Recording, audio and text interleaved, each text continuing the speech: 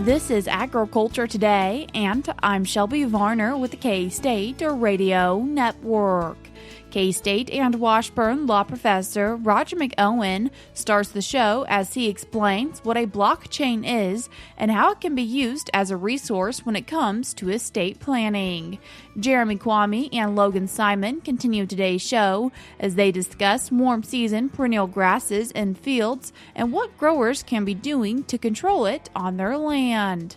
Part of the Beef Cattle Institute's Cattle Chat podcast with Brad White, Phillip Lancaster, and Dustin Pendell concludes the show as they talk about myths in the cattle industry and if they have any truth to them. That and more is coming up ahead.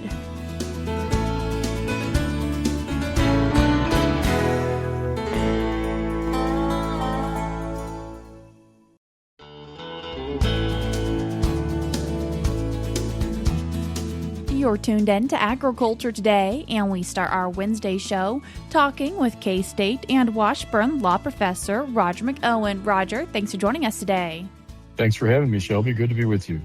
Roger, discussing a recent blog article you have titled Digital Assets and Blockchain. And as we dive into this, can you first define for us what is blockchain?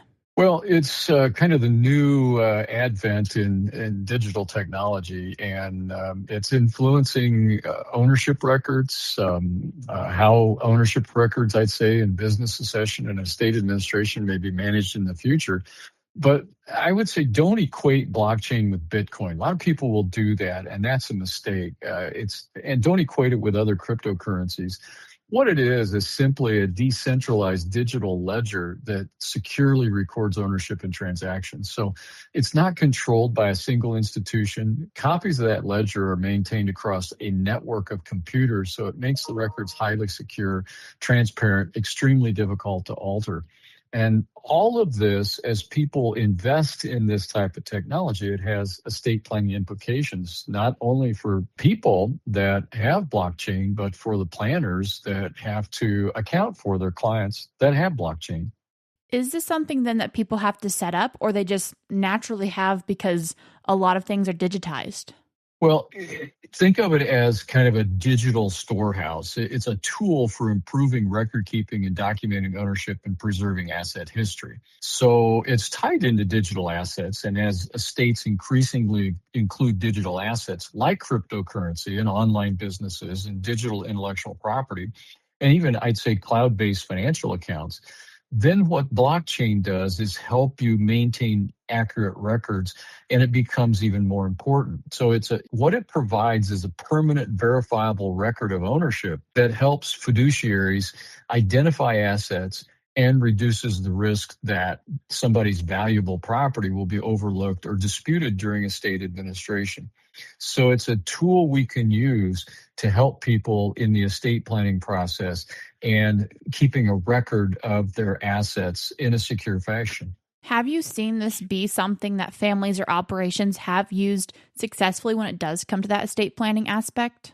Yes and no. I've seen it work both ways. I've seen people acquire digital assets and cryptocurrency and Bitcoin without really a good record of it or improperly storing things and accounting for them. And that can create problems with respect to an estate. But I've seen it work. And so I've seen it on both sides. If it's used properly, then it can be a good device for helping fiduciaries track assets and keep control of assets and maintain assets, particularly for somebody that might have some mental capability issues, some physical limitations. It can really be helpful in that because it can enhance documentation of your business interest. If you're a farmer or rancher, your equipment, your inventories, and other assets that you have.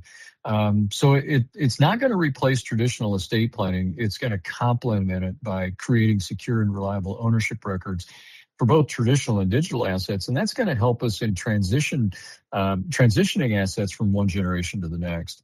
For this blockchain digital assets, if someone's putting together something like a will or trust, do they need to make sure that they have the next person who will have access to it? Does something like that exist? Yeah, that's really important. That's a great question because I've seen cases on this already with respect to any type of digital account that you have, securing passwords in a place where those that are going to be needing access to online accounts know where to find things. Because a lot of these companies, one case that sticks out in mind, it involved Yahoo, and it was just a simple email account managed and held. It was a Yahoo account. And the companies only deal with the person that holds the account, unless you take some estate planning steps to make sure the company understands who needs to have access to that if you were to pass. And there's been litigation on that. And states have come in and have underlying legislation that deals with fiduciaries and how they handle digital assets. So it's something that is still maturing with respect to the law, both at the state level as well as the federal level. But you're right, this can create issues when we're trying to deal with assets upon the death of a person and transition them to the beneficiaries or to the next generation if we're talking business assets. What can people be doing then to make sure that that next generation or beneficiary can have access? Well, when we develop an estate plan, and this is the new thing for estate planners, because we got a new type of technology here, a new type of asset that is property. IRS has said it's going to treat it as property. And so our estate plans that have, say, cryptocurrency should include procedures for identifying digital assets and securely storing access credentials, authorizing your fiduciaries to have access, such as if it's in a trust, such as a trustee, and maintaining appropriate cybersecurity and documenting ownership. It's all those points is where blockchain can be helpful in securing those and providing access to the designated people. That's what blockchain really does to help us in the estate planning process. But you have to have a plan in place, and you have to be proactive if you have these type of assets. And Roger, in your article, you also mentioned something called smart contracts. And how do those tie in? Well, yeah, this is a development in blockchain technology, and despite its name, it's not necessarily a legal contract. It's a computer code programmed to automatically perform specified actions when predetermined conditions are satisfied. So let's say, Shelby, that I've got funds that could be released automatically upon the occurrence of a particular event, or periodic payments could be made without further human intervention. That's what I'm talking about when we talk about smart contracts. It's not a legal contract. It's just a computer code program to automatically do certain things when you have certain conditions that are satisfied. For things like smart contracts, then, are there people who are more specialized in this that could help producers if that was something they're interested in? It is something that we're seeing, and I'm putting it in some of my own professional seminars. We're seeing more attention paid to this in terms of the education of practitioners to get up to speed on this type of technology. Digital assets do present challenges to us. One of the challenges is clients not telling us that they have digital assets and then finding out after the fact and trying to deal with that. So you have to proceed with caution. I would say blockchain is not a substitute for traditional estate planning. You're not going to be able to use it to resolve family conflicts. It's not going to determine tax consequences. It won't replace a carefully drafted will or a trust. And so planners have to still use the standard techniques based on a client's factual situation. And a lot of these legal issues continue to evolve, and that involves evidentiary standards with respect to digital technology, cybersecurity, as I mentioned a moment ago, valuation issues, which is kind of up in the air right now. How do we put a value on these things for tax purposes? And then the responsibilities of fiduciaries. So you take your basic concepts for estate planning, and then you have to modify them to account for these type of assets. And that's the tricky part that we're trying to ramp up the education on right now.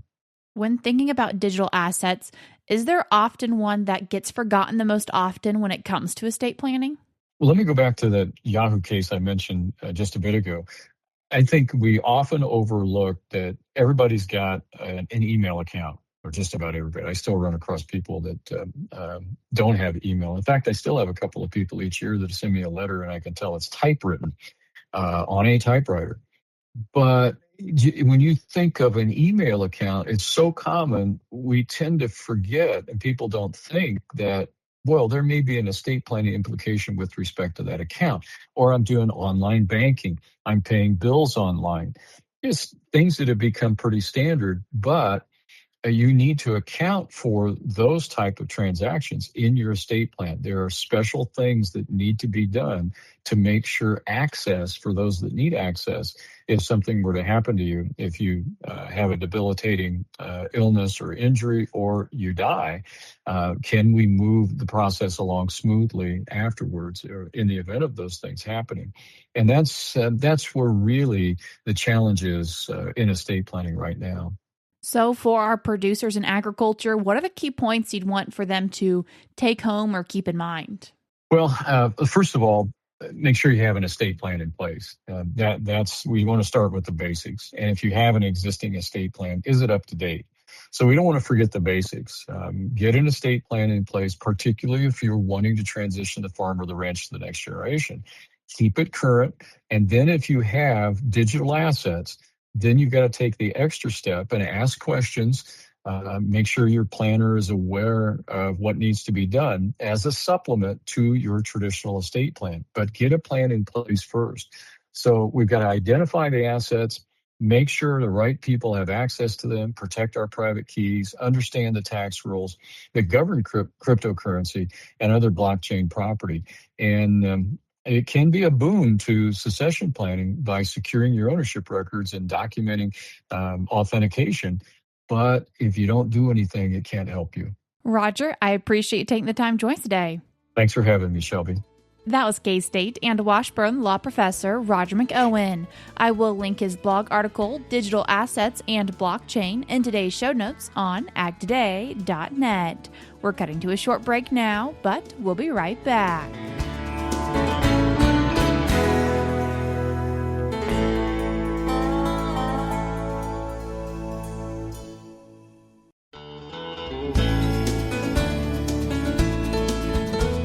You're tuned in to Agriculture Today, and we continue our show talking about warm-season perennial grasses with K-State Extension agronomist Logan Simon and K-State weed scientist Jeremie Kouame. Logan, Jeremie, I appreciate both taking the time to join us today. Thank you, Shelby, for the opportunity. Yeah, thanks for having us on. When we're thinking about warm-season grasses, what species are you thinking of? So primarily here, we're going to be talking about our big three perennial grasses, warm season perennial grasses that invade no-till croplands. Those are going to be tumble windmill grass, another species, similar name, different species, tumble grass, and then we also have what we call purple threon. All three of these are going to be pretty shallow rooted native perennial grasses. And I think that that's one of the most important factors for folks to remember from the onset is that these are native early successional prairie grasses. They are some of the first species to come in and re-perennialize disturbed areas. They've always been here and are just part of that natural ecology of the system. Unfortunately, we're trying to grow wheat, corn, and mallow, and that is not compatible with perennial grass infestation.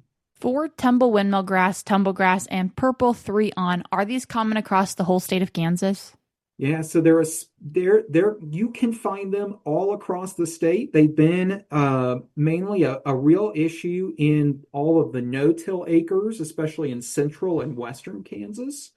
Typically, the most prominent of these is tumble windmill grass.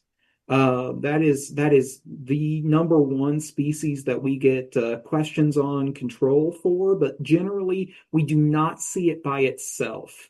More often than not, you'll probably see tumble windmill grass out there with tumble grass or tumble windmill grass and purple threon, or in some cases all three in the same field. But not too often do I see just a purple threon problem or just a tumble grass problem. Generally, there's a couple of them out there, even if one is the most dominant. Central and western Kansas generally is the epicenter for this. Is it because they're native you often see them paired together? Oh, I don't know. I think they all have very similar life cycles and growth habits, and that in that way, They're spreading in similar ways, and they are very well adapted to similar conditions. And so, because they have so many similarities to their growth habit, I think that is where environments that are going to favor one are going to favor all three of them. And Jeremie, as Logan said, we are trying to grow things like corn or milo in our crop fields. And so what are some control options that growers might want to look into?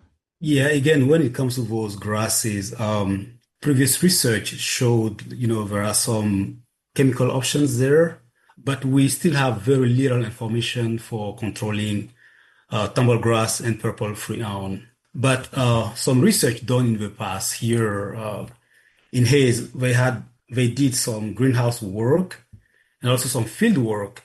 And the greenhouse work was looking at glyphosate, Post, Select Max, and Assure. And so these herbicides were applied at different growth stages of the weed, like at the seedling stage, at the tillering stage, and also at the heading stage. And what they found was when the herbicides were applied at the seedling stage, they achieved 100% control. When the herbicides were applied at the tillering stage, they still achieved more than 90% control. But the problem comes when we spray at heading or later, right? And so the idea was to understand when glyphosate was applied, for example, at the seedling and at the tillering stage, what happens? And what they found was when glyphosate was applied at the seedling stage, they noticed the herbicide was moved, like 60% of the herbicide was moved to the other tillers. But when they applied it at the tillering stage, only 9% was moved to the other tillers. So when we apply later, the herbicide is not going to be moved really inside the whole plant, which is another a factor that limits its activity.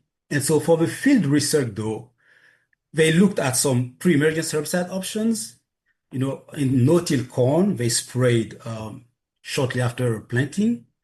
And they had some post-emergence herbicide programs where the herbicides were sprayed to windmill grass, which was 1 to 2 inch tall, right? So, and what they noticed was like, okay, when they sprayed pre-emergence herbicide programs, they achieved more than 90% control. But basically, this is like a reduction in new emergence, right? Because again, let's keep in mind that those weeds, even though they are perennials, windmill grass also spreads through seeds.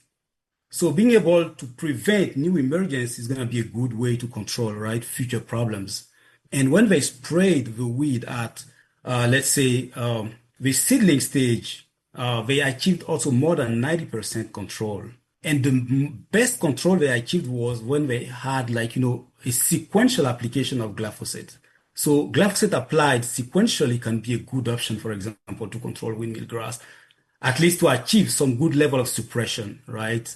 Some more recent research we did in 2024 in Hayes and Garden City, though, we looked at applying Callisto and Valor during the fall. And then during the spring, we came up with some other herbicides that included glyphosate with some group 1 herbicides like Select Max or Assure. And we noticed all the herbicide programs that had glyphosate alone or in combination with other herbicides were able to achieve between 85 and 89%, which is kind of, interesting for suppression. So Logan mentioned that a lot of these perennial grasses are very similar. And so with this research just being on tumble windmill grass, does it apply to the others? That's a great question, Shelby. Well, without, some data, it's difficult to generalize because again, they will achieve some level of suppression, but to be able to provide some recommendations, we need to have some, experiments on those species as well to provide some research-based recommendations. What are some other options that aren't chemical control? Yeah, so chemical control, as Jeremie has shared, is challenging. We've got some options that are out there, but generally it's been really challenging to achieve control. Suppression is often the best result we get. Outside of that, producers can look at different forms of strategic or occasional tillage.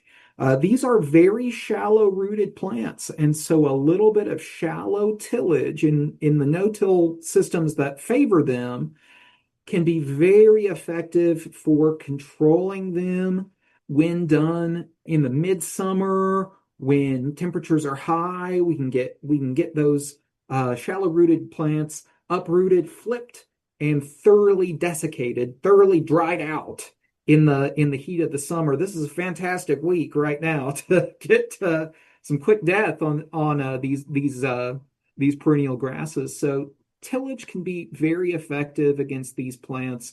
It really is, again, just to reiterate, those no-till acres that are most susceptible to the invasion of these plants. They are not going to be as big of a challenge for folks if we've already got some tillage built into the cropping system. Outside of croplands, we do have some folks that may be seeing invasion of these in pastures. Generally speaking, you're going to see them show up in pastures that are overgrazed. Generally, they are not super competitive against other taller grasses. They're very short. But if they do show up, again, adjusting your grazing can be effective, or you may consider burning. Generally speaking, tumble grass is pretty fire adapted. It's not one that's going to be super effectively controlled with fire. Purple 3-on, on the other hand, does seem to have some capacity to be controlled with burning. But in those cases where we're using burning to control purple 3-on, summer fires are generally going to be the most effective. Midsummer fires are going to be the most effective for controlling it in these sort of scenarios. All three of them are going to be, again, very limited grass production in these rangelands and quickly become pretty poorly palatable. So certainly no more desirable necessarily as a dominant species out there on rangelands as it is in these no-till croplands. Logan, Jeremie, I appreciate both taking the time to join us today. Thanks for having us on, Shelby. Thank you, Shelby. That was K-State Extension Agronomist Logan Simon and K-State Weed Scientist Jeremie Kouame. If you'd like to read more on this topic, you can do so by following the link in today's show notes on agtoday.net that will lead you to an e-update article titled Control Options for Warm-Season Perennial Grasses. You can also check it out for yourself by going to www.agronomy.kstateedu/e-updates. We're cutting to a short break now, but stick around because we have more for you up ahead.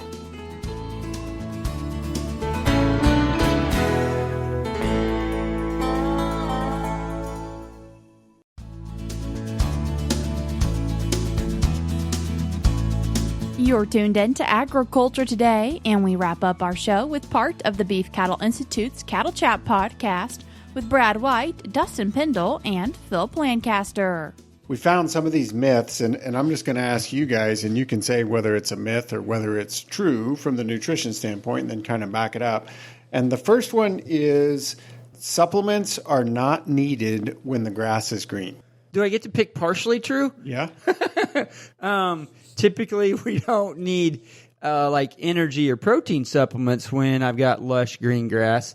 But that doesn't necessarily mean that the grass is providing all the mineral requirements, because the mineral content of the grass is highly dependent on the soil content of the mineral. And so I have lush green grass if I have rain, but the rain didn't change the mineral content of my soil, and so my lush green grass can still be deficient in or marginal in some important minerals, especially if I'm going into rebreeding and things like that. So the important part of that is how you define the word supplement. Yes, right? yeah. So if we're talking mineral, yes, you probably need that. If we're talking energy and protein, we may not. And when the grass is green is not a great definition, because grass goes through different growing stages, and certainly when it's dormant, it's a different criteria. Oh yeah, but and even as grass plants mature, the mineral content changes, and the plant becomes less digestible So the minerals in it, even though if you measure them and they're in there, they may be less available because the plant is not as digestible in itself. Well, and where I was going to is green does not give you the quantity. So grass can be green and short, and I may want to have something out there because they don't have enough to get there. And so, quick follow-up question for that is, so if the grass is green, then how do we know what they may or may not need? So that gets difficult without a lot of expense, because measuring mineral content in feedstuffs is pretty expensive. And so the best way is really to take some samples of your pasture and send them to a lab and get an analysis. Problem is, it can vary from year to year. Obviously, it's going to vary some based on the stage of maturity of the plant that when you take the sample. There's lots of things you need to think about getting the representative sample that you want to evaluate at different times of year and things like that. So this one's kind of for both of you guys. Creep feeding is economically valuable because it reduces the amount of grass that the cows have to eat.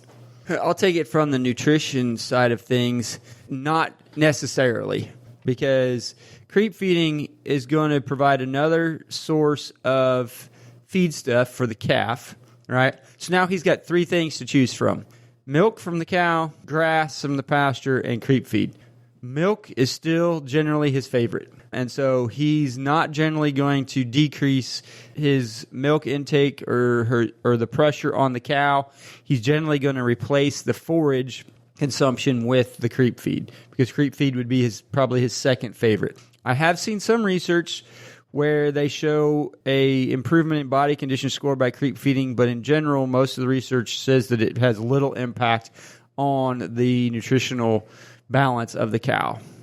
I just follow up, I guess, on the economic side, right? If it's not really reducing, I mean, if the calf's still going to go to the mother primarily, I don't know that it's going to reduce that much. But again, you want to work through the cost of the creep feed versus the cost of the grass and kind of see how that pencils out. Some years it might work, and other years it will not work. So I think it's that one you're saying that may be a myth that is, and we probably need to define creep feeding. So creep feeding, a feed or supplement that the calf can get to that the cow can't get to, but more discreetly thinking about the time frame that people are creep feeding. So you can put out creep feed for a long period of time or a short period of time, and that greatly changes the economics because you're using purchase feeds to put out there. And so back to your spreadsheet, Dustin, you'd want to pull that up. Once again, that was part of BCI's Cattle Chat podcast. That's what we have for you today on Agriculture Today, but we'll be back with more for you tomorrow.